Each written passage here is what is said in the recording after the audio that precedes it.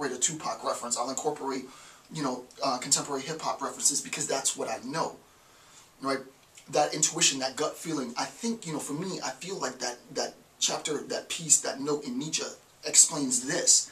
I can get you to better understand Nietzsche by filtering him through my intuitive piece. You too should be doing that, right? You too, you really should be more connected to the gut, right? I think Ian talked about this in his, Nietzsche talks about sort of the idea of the gut, earlier in the series, and Ian actually did a wonderful interpretation. It was a brilliant interpretation of what Nietzsche meant by this. I'm not going to revisit it, but the idea isn't, he talks a lot about ingestion and digestion in the gut, and he's not talking about actually eating stuff. What he's talking about is my ability to internalize information and process that information through my body, right? Man becomes the measure of all things, right? It's, all things that are, that they all are. All things that are not, that they are not, right? That is the real essence of, and it's not like an apotheosis, it's not an interpretation of man as apotheosis, right? Through this process of divination. As much, because that's a misconception, that becomes more spiritual. As much as it is, man is the means by which we make sense of the world. We understand the world through our instinct, right? It's through the instinct. So to try and suppress that with religious dogma and doctrine and moralization, right? To try and suppress the instinct means the only way that you can navigate through the world is by rules. This is so important, right? We have the individual, and we have the rules that govern how we act. As I said, hypothetical syllogism is a hypothetical syllogism. Nietzsche's not saying that hypothetical syllogism is a bad thing. No. What he's saying is that the use of hypothetical syllogism to erect morality to the pinnacle position is a bad thing, right? You have to use these tools, these rules, what have you, and filter that through the instinct, right? Through, right?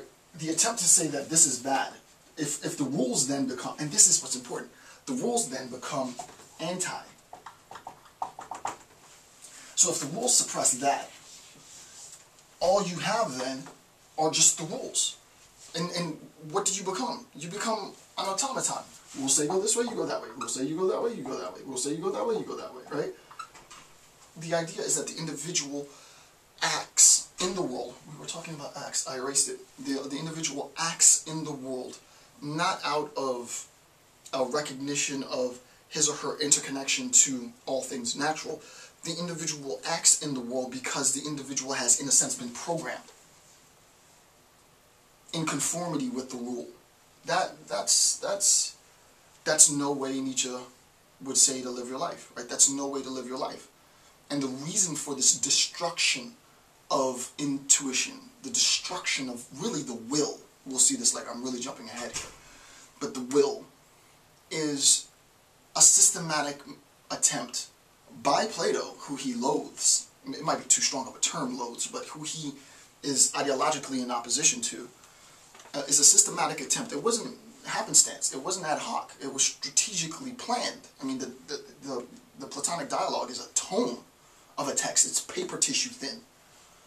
It was a strategic attempt by Plato to suppress the natural instinctive drives, because he recognized that if you suppress the natural instinctive drives, this is important, if you suppress the natural pagan instinctive drives, then, and not only just suppress it, you create a system of rules that go in opposition to the natural instinctive drives, then you create the foundation with which you can program the population. And the population follows, right? So the population lives its life in accordance with the rules. Right? That's the problem. Right? That's the problem. So that, as I said before with the example of freedom, instead of looking at the concept of freedom in wholly naturalistic terms, we end up looking at freedom in terms of this transcendental bit.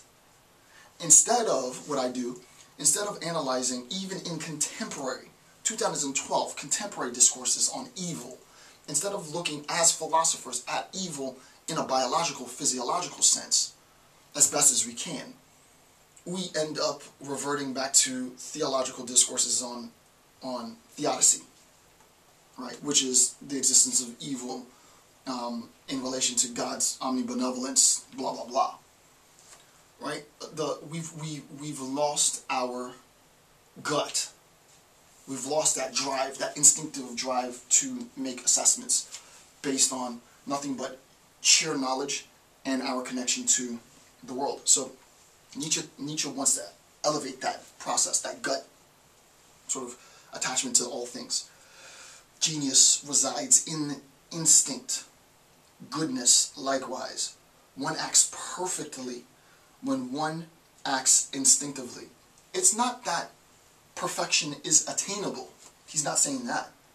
But he's saying that the perfect act is an instinctive act. You desire to do X, and you act based on that recognition. Granted, there is conformity to rules and regulations. There are consequences for actions. Nietzsche's not saying that you can go out and be a madman. That would be a misinterpretation of that, of what he's saying. He's also saying that it's not the case that you shouldn't act on those things. What he's saying is, before you, I guess you can think of this in a timeline, in a contemporary setting, and this is what I want. This is what I want to introduce, right? This is very important, right? In a contemporary setting, contemporary physiologists might say, we're talking in terms of nanoseconds. The desire to act on X is preceded by, the moralization, the rationalization to or not to act on X is preceded by the desire. I want to do it immediately, I can't do it because, society says blah, blah, blah, blah, blah. So that there's a sort of a sequential process, right? I have the desire to act on X. That desire to act on X in and of itself as intent is perfect. And then, immediately, as consequence, I deliberate in an instant whether or not I'm going to do it based on moralization, rationalization. Prior to the moralization, rationalization is the intent to act, and that act in and of itself is perfect. Which isn't really necessarily an act in the world per se, right? And this is why I've recently written, finally, my book on genocidal intent, because it's very, very difficult to conceptualize pre-act phenomena. You can't really assess it. It's purely theoretical, and it's theory in its most dense, right? To try and talk about the motivations for act, the intentions for act, is a very, very conceptually difficult thing to do. But as informed by Nietzsche, I was determined to do a complete analysis on nothing but that, and I have. Lastly, number 8, I want to read note 445. We are moving through the book. 445. Okay. Nothing is rarer among philosophers than intellectual integrity. Perhaps they say the opposite. Perhaps they even believe it. But a condition of their entire occupation is that only certain truths are admitted. Philosophers don't want you to believe this, but they only recognize certain truths. They know that which they have to prove. This becomes circular argumentation. This becomes dogma. This becomes the substrate with which the Christian tradition, according to Nietzsche, is erected. Of course I'm going to be able to prove it, because I'm only going to discuss those things that I know. The things that I don't know become what? The things that I don't know, or that I can't know, or that I can't make sense of, or I can't understand, is set in opposition to the things that I do know, right? This is a pretty huge allegation, right? So their entire occupation is that only certain truths are admitted. There's a sense of, as Nietzsche says, a counterfeiting in that, are admitted. They know that which they have to prove.